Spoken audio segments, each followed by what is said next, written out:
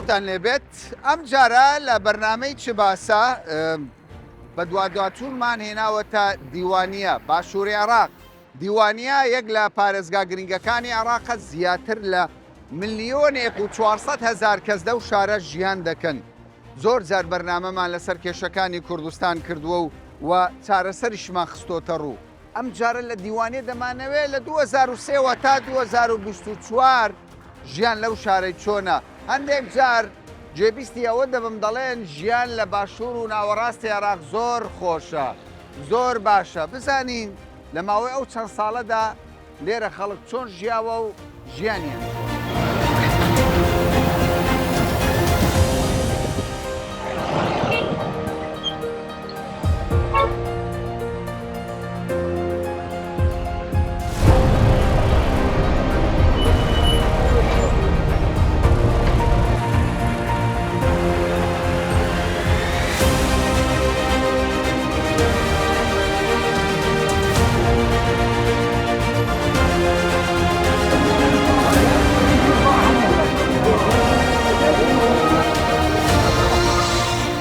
ئەم بەڕێزە کە هەر ئەمەی دیت کامیرێ گوتی وەرن کاکە وەرن ئەوە پارەی قوتابخانەیەک دزراوە لە گەڕەکی ئێمەیە پارەیەکی یەکجار زۆرە. شنو قسەت چیرۆکی قوتابخانەکەت چییە؟ گەڕەکی حی ئەسکەری یەکجار کێشەی زۆرە بەتایبەت قوتابخانەکەی.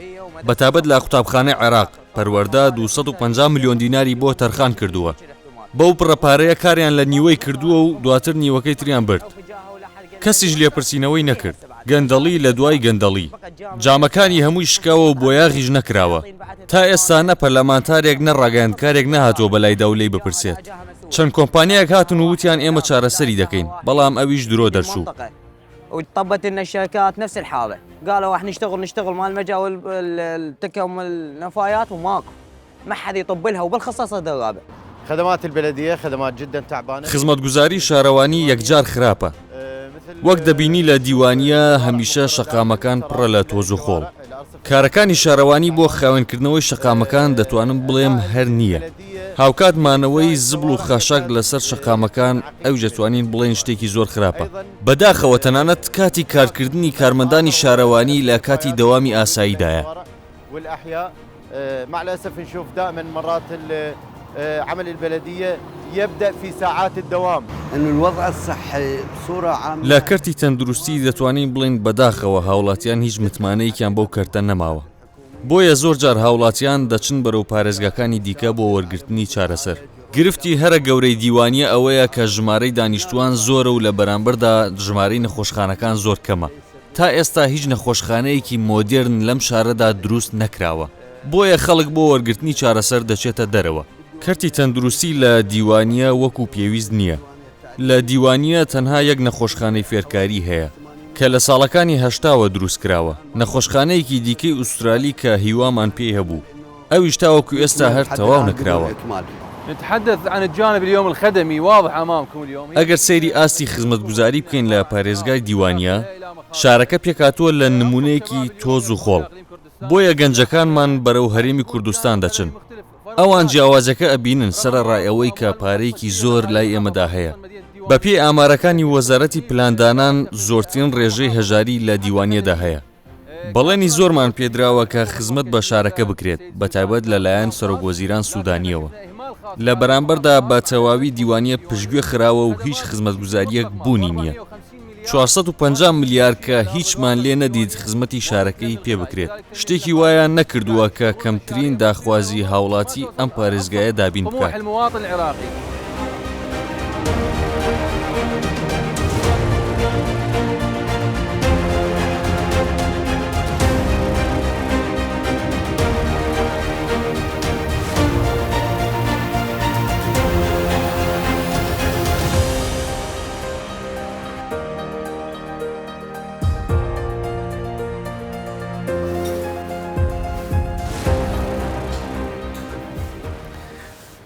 مرحبا كيفكم؟ بە پێچەوانەی خەڵکی هەرێمی کوردستان خەڵکی ئێرە لە دڵی قسە زۆرە حەز دەکە قسە بکە کێشەی گەورەیان هەیە یعنی بەر لەوەی من ئەو دیدارەیان لەگەڵ کەم دەرێت لە 2023 تاوەکو ئێستا هیچ خزمەتگوزاریەک لەو ناوچانە نەبوو دەمەوێت لە زاری خۆتانەوە بزانم بەڕاستی خزمەت گوزاریەکان لێرە بە چ شێوەیەکە حکوومەتی عراق لە 2023 تاوکو ئێستا چی بۆ دیوانیە کردووە؟ والله خزمەت گوزاری زەفت. زۆر خراپە. ئەرێ والله هیچ خزمەت گوزاریەک نابینین. بیناکردنی قوتابخانە نەخۆشخانە هیچ. یعنی خزمەت گوزاری نییە لە شەقامەکان هیچ. نەخۆشخانە هەیە دەرمان و شتی تێدا نییە. تەنانەت دەرمانیشی تێدا نییە. پێت دەڵێن بڕۆ لە دەرەوە دەرمان بکڕە. یعنی لە دەرمان لە نەخۆشخانە نییە؟ نییە هەمووی لە دەرەوە هەیە. ڕێگاکان چۆنن؟ شەقامەکان هەمووی خراپە وەکو پێم گوتی. تووشی لافاو دەبین. ئەی قوتابخانەتان چۆنە؟ قوتابخانەمان نییە. شەقامەکانمان خراپە لە ناوچەی سەدری چوار هیچ خزمەت گوزاریەک نییە. ڕێگاکان هەموو کێشە و گرفتی تێدایە بە زەحمەت منداڵەکانمان دەبینە قوتابخانە. چەند ساڵە و دیوانیە بێ خزمەت گوزاریە؟ لە سەردەمی ڕژیمی پێشوەوە تاوەکو ئێستا هیچ خزمەت گوزاریەک نییە لەو شارە. خزمەت گوزاری نییە؟ خزمەت گوزاری نییە.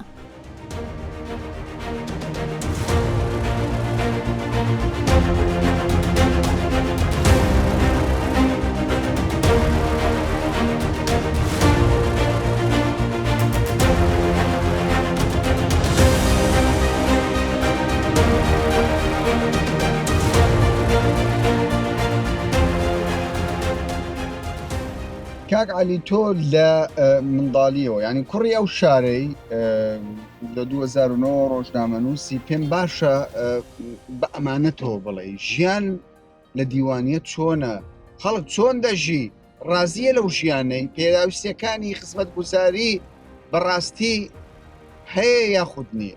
بشكل عام بە شێوەیەکی گشتی دۆخەکە لە دیوانیە وەک ئامارەکانی وەزارەتی پلاندانان خستوێتی ڕوو 147 بۆ 48 خەڵکی ئەم شارە بێکارن. لە 147 کەس لە هەر ینی لە 100 کەس 47 کەس بێکارە لە دیوانی. بەڵێ لە 147 بۆ 48 خەڵکی ئەم شارە بێکار و هەژارن. پشت بە فەرمانبەری دەبەستن. کوا کار؟ کۆمپانیا بوونی نییە تاوەکو خەڵک کاری تێدا بکات.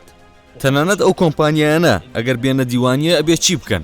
ئەو کۆمپانیایی کە دێت دەیەوێت بیناسازی و قازانج بکات وانە؟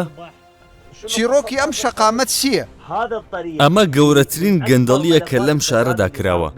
ئەم شەقامە کە شەقامی دیوانیە بەغدادا بە دەغارە ناسراوە. بڕیاروا بوو داری زۆری تێدا بچێنن. ڕێگایەکی خێرایە و 30 بۆ 40 کیلۆمەتر دەبێت. ئەوەی ڕوویدا چی بوو؟ پاش ئەوەی کە چەنددارێکیان چاند نەوەک کە دارەکان نەمان. پرۆژەکە بە تەواوی شکستی هێنا. اغلب الاشجار مات مو اغلبها هو المشروع كله فشل.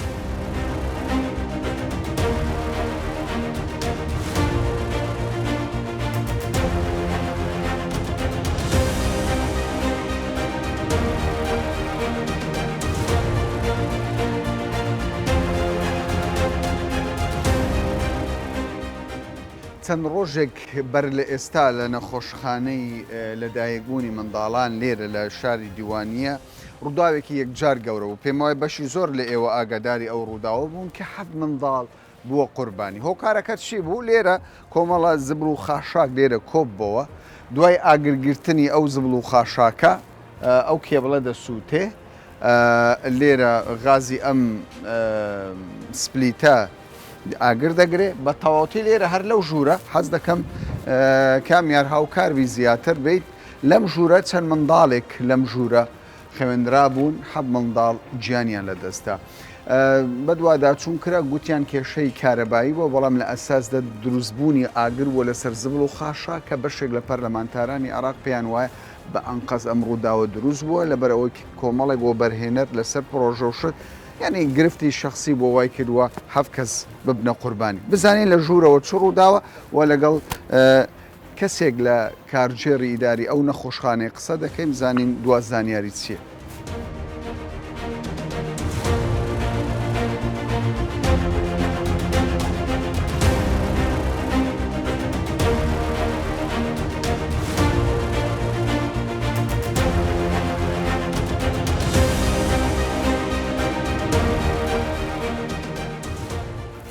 بەڕێز ئەحمەد هۆکارەکانی ڕووداوەکە ئاشکرا بوو. كان سبب الحادث تماس كهربائي هۆکاری ڕووداوەکە شۆرتی کارەبا بوو کە بووە هۆی سووتانی بەشی دواوەی نەخۆشخانەکە. هۆکاری ڕووداوەکە مانەوەی زبڵ و خاشاکێکی زۆر بوو. پێشتر زبڵ و خاشاکێکی زۆر لەو ناوچەیەدا کۆکرابووەوە کە لە پاشماوەی پێداویستەکانی نەخۆشخانە پێکات بوو. شۆرتی کارەبا و دواتر ئاگری لێکەوتەوە.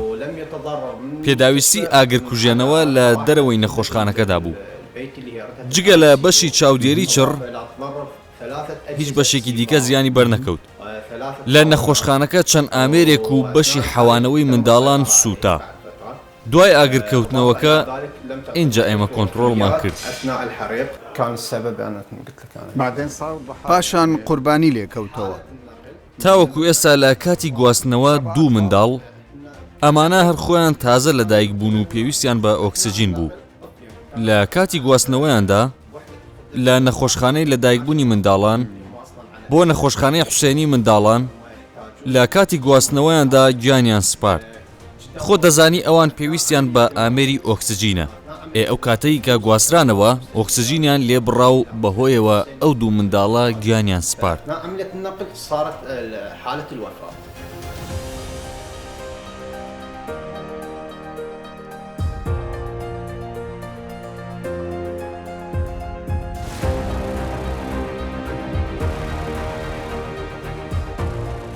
هەشت پارێزگای عێراق لە ڕێی ئەو ئاوەوە خۆیان دەشۆن دارستانەکانیان هەندێک جارش بە ناچاری بۆ خواردنەوەش بەکاریان دێن چونکە کێشەی ئاو هەیە.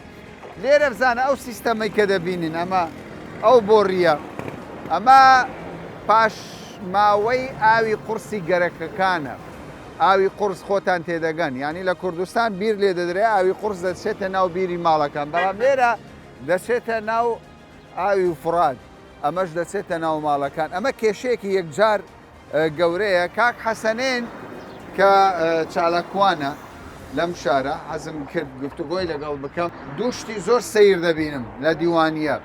یەکێکیان ئەوە ئاوی فراتە ئاوی قورس دەچێتە ناوی، ئەوەی دیکەشیان پرۆژەیەکی نەخۆشخانەیە لە دیوانیە 12 ساڵ بەر لە ئێستا پارەیەکی یەکجار زۆری بۆ سەرف کراوە. پارەیەکی زۆر دیوانیە حکوومەتی عێراق ئەنجومەنی نوێنەران ملیارێک دۆلار بودجەی تەرخان کردووە. ئێستا ئەم ساڵ دەبێت ملیارێک دۆلار بێتە ئەو شارە خزمەت گوزاری بکرێ. بەڵام خزمەت گوزاری چی؟ 12 ساڵ ئەو نەخۆشخانەیە لە کار کەوتووە پارەیەکی زۆری خوراوە. بەڕاستی ئەوە ئاوی پیسە دەچێتە ناو فرات. طبعا الشباب إذا أخذوا لقطة لهاي المحطة ئەگەر گەنجەکان دیمەنی ئەم وێزگەیە بخەنە ڕوو، وێزگەی ڕەفع بۆ ئاوی قورس کە لەسەر ئاوی فراتە کە لەسەر ڕووباری فراتە و ئاوی باران و ئاوی قورس دەگوازێتەوە. ڕاستەوخۆ دەیخاتە ناو ڕووبارەکەەوە. ئەم ڕووبارە ئاو بۆ ڕۆژەڵاتی قەزای هەمزە و پارێزگای سەماوە دابین دەکات. هەمان ئەو ئاوە لە پارێزگای بابلەوە بۆ ئێمەش دێت. ئەویش ئاوی قورسی تێدایە و ئاوێکی یەکجار قورسی لە خۆ گرتووە. ئەم ئاوە دەچێت بەرەو پارێزگاکانی باشووری عێراق. ئەم ئاوە تەنانەت ئاژەڵەکانی نایخۆنەوە. ئەمە دەچێتە ناو پاڵاوگەکانەوە. بەڵام خۆ پاڵاوگەکان کار ناکەن، کلۆریشی تێدا نییە، تەنها ئاوەکەی پێدا تێپەڕ دەبێت. یعنی هەمان ئەو ئاوەیە کە دەچێتە ناو پاڵاوگەکە و دواتر دەچێت بەرەو ماڵەکان. نە کلۆری تێدایە و نە مادەی خاوێنکەرەوە. لە کۆتاییشە هەرەو ئاوە پیسە دەچێت بەرەو ماڵەکان بۆ خۆشوشتن و جلسوشتنی بەکارەهێنن. خەڵک ناچارە ئاو بکڕێ بۆ خواردنەوە، ینی بەدەبە ئاو دەکڕێ. بەڕێزانم ئەوە نییە لە کوردستان ئێمە سۆندەکە دەردەینین ئۆتۆمبیلی پێدەشۆین و هەوشەی پێدەشۆین و دار و بەردی پێدەشۆین دەستیشی ناگرین بە ئاوەکە. هەر وەزارەتی شارەوای دەڵێت دەست بگرن بە ئاو، ئێمە دەستی ناگرین. بەڵام لێرە خەڵک ناچارە لە باشووری عێراق و لە دیوانی 8 پارێزگا لەسەرەوە ئاوەیە ناچارە بەکاری بهێنێ ئەوجە بۆ خۆششتنە یان بۆ شوشتنی ماڵەکانیان. من دەمەوێت باسی ئەو نەخۆشخانەیەش بکەم لەگەڵ کاک حەسەنێن کە چالاکوانە دەردیان زۆرە. ئەمان دەڵێ کاکە ئەمان نابینین خزمەت گوزاری لەو شارانە، هەرچی دەستی لۆ دەبەی گەندەڵیە، فەسادێکی زۆر، گرفتەکی زۆر، کەسیش نییە چارەسەرمان بۆ بکە. چیرۆکی ئەو نەخۆشخانەیە چییە كاكا حسن كاك هذا المستشفى الاسترالي کاکە ئەمە نەخۆشخانەی ئوسترالیە پێم وابێ لە ساڵی 2012 لەم نەخۆشخانەیە دەست بەکار کرا ڕێک ماوەی 10 ساڵە کارەکان تیا وەستاوە کۆمپانیاکە بەر لە ساڵێکیان زیاتر گەڕایەوە بەشێک لە شارەزایان دەڵێن ئەم باڵەخانەیە کەڵکی نەماوەیتر بەهۆی کاریگەری سروشت و ژینگە لە سەر بیناکە بە کەڵکی کارکردن نایەت کۆمپانیاکە گەڕایەوە و کارەکەیدا بە کۆمپانیایەکی دیکە نەخۆشخانەی سەرەکی دیوانیە لە ساڵی 80 دروست کراوە لە ڕاستیشدا چەند جارێک لە پێشکەشکردنی خزمەتگوزاری ڕاوەستاوە بەهۆی باران بەهۆی لافا و سووتان و چەندین هۆکاری تر تاکە نەخۆشخانەیە کە لە دیوانیەدا هەبێت نەخۆشخانەی گشتیە بە کەڵکی ئەوە نایەت ئاژەڵانیشی تێدا چارەسەر بکەیت ئیتر چۆن بە کەڵکی پارێزگایەک دێک کە ژمارەکەی 1,400,000 کەس گەندەڵی تەنها لە کەرتی تەندروستیە یاخود کەرتەکانی ترش دەگرێتەوە سەبارەت بە پارێزگای دیوانیە پێم وایە لە هەموو کەرتەکان ئەگەر لە 100% نەبێت لە 99% گەندەڵی هەیە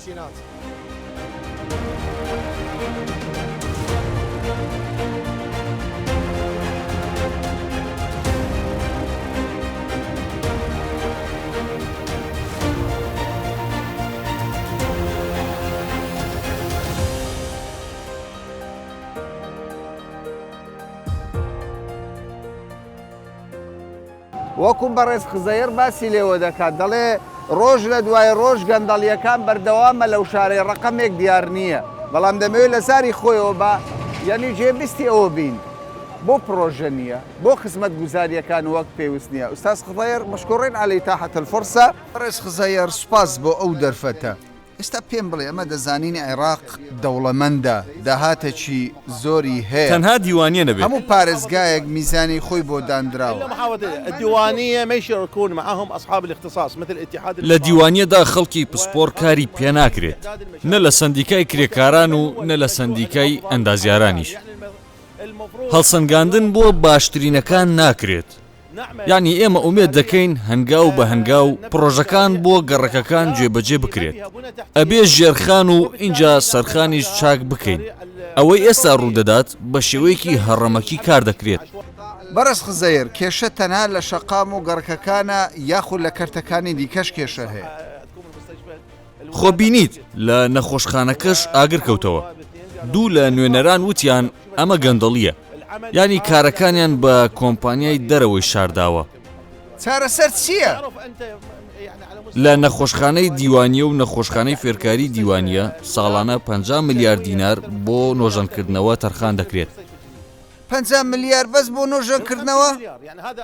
بەڵێ 50 ملیار دوایین گرێبەست کە کراوە سەرڕای ئەو پارەی کە ڕۆژانە خەرج دەکرێت تەنها ئەو گرێبەستە بە 380 ملیۆن کراوە باشە چارەسەر چییە بەڕای بەڕێز خزەیە؟ چارەسەر ئەوەیە ئێمە بەشداری بکەین دەبێت شەفافیت هەبێت دەبێت چاودێری دارایی لەسەر هەموو شتێک هەبێت دەستەی چاودێری و دەستپاکی هەتا وەکو سکاڵایان لەلا نەکەیت کار ناکەن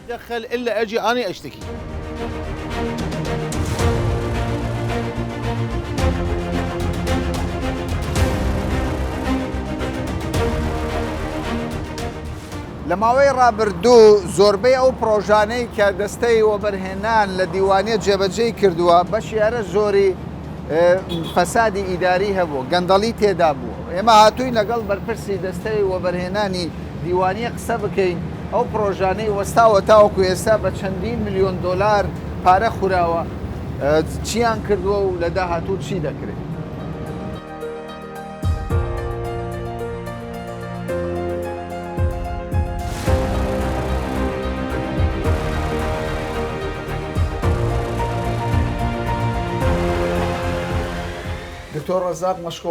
دکتۆر ڕەزاق سپاس بۆ ئەو دەرفەتە ئێمە لە هەرێمی کوردستانەوە هاتووین بۆ دیوانیە بینیمان دیوانە شارێکی جوانە بەڵام ئەوەدانی و پرۆژەی تێدا نییە هیچ پرۆژێک نابینین هۆکار چییە؟ سپاس بەخێر بێن سەرچاو بەخێر بێن هەمووتان سواز بۆ بینەرە بەڕێزەکانتان سەردانێکی باشتان کردووە و شەرەفمەندین بەڕاستی دیوانیە ئەمڕۆ سپاس بۆ خوا وە بەرهێنان تێیدا زۆر باشە بە بەراورد بە لە ساڵانی ڕابردوو پێشتر کێشەمان هەبوو کە ئەنجومەنی ئیدارە باش نەبوو تەواو نەبوو و ڕوبەڕووی خۆپیشاندان بووینەوە وەک کۆرۆنا بە هەمان شێوە کێشەی بۆ دروستکە بەڵام سپاس بۆ خوا ئێستا زیاتر لە 63 ڕێگەپێدانی ڕاستەقینەمان هەیە هەندێکی دیکە هەن کە بەڵام ڕێگەپێدانی ڕاستەقینە نین بەڵام ئەوانی کە باسەکەم ڕاستەقینن پرۆژەمانەیە پرۆژەی استراتیژیمان هەیە کە هی دانیشتوان نیشتەجێکردن و هەروە لە بواری پیشەسازی هەمانە و دەواجینی زهور نەوروزمان هەیە کە گەورەترین پرۆژەی وەبەرهێنانە لەسەر ئاستی فڕاتی ناوەڕاست و لە هەموو پارێزگاکانی دیکە چونکە ناسنامەی ئەم پارێزگای ئێمە کشت و کاڵ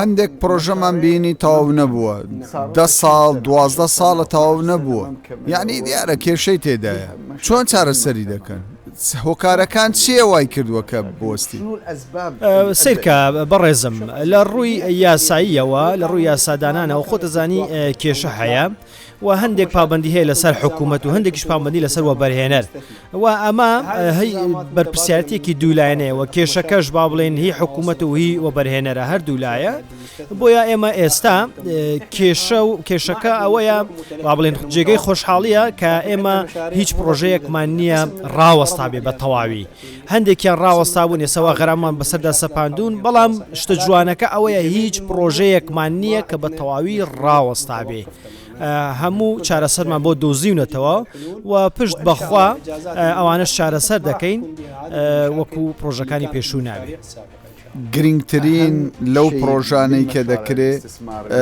دەبێت بۆ بەرهێنەری بیانی هەبێ کە گرنگترینە هەیە لە دیوانیە؟ بەڵێ ئێمە کۆمپانیای بیانیمان هەیە کە هاوبەشن لەگەڵ وەبەرهێنەر عێراقیەکان و هەروەها وەبەرهێنەرمان هەیە کە لە هەرێمی کوردستانەوە یعنی لە هەرێمی کوردستانەوە بەڵێ لە کوردستان لێرەنە بەڵێ گەورەترین وەبەرهێنەرەکان لە کوردستانەوە دێن چۆنن کارەکانیان چۆنە؟ سیرکە بیرۆکەکە ئەوەیە هەرێمی کوردستان پێشتریش کێشەی هەبوو لە ڕووی وەبەرهێنانەوە بەڵام یاسادانانی خۆی باشتر کرد هەمواری کردنەوە باشتری بکە و سەرۆکوەزیران ڕوبەڕووی ئەم کێشانە بوویەوە و چارەسەری کرد بۆیە دەکرێت لە ڕووی یاساییەوە بە خێرایی ئەم هەموارانە بکرێن و چارەسەر بۆ کێشەی وەبەرهێنەر بدۆزرێتەوە بۆیە ژینگەی یاسادانان خۆتەزانی تۆزێ لەسەر خۆیە و هیوادارین کە لە هاوڕێیانمان لە ئەنجومەنی نوێنەران بتوانن کە بە شێوەیەک یاساکان هەموار بکەنەوە کە لە بەرژەوەندی هەموو لایەک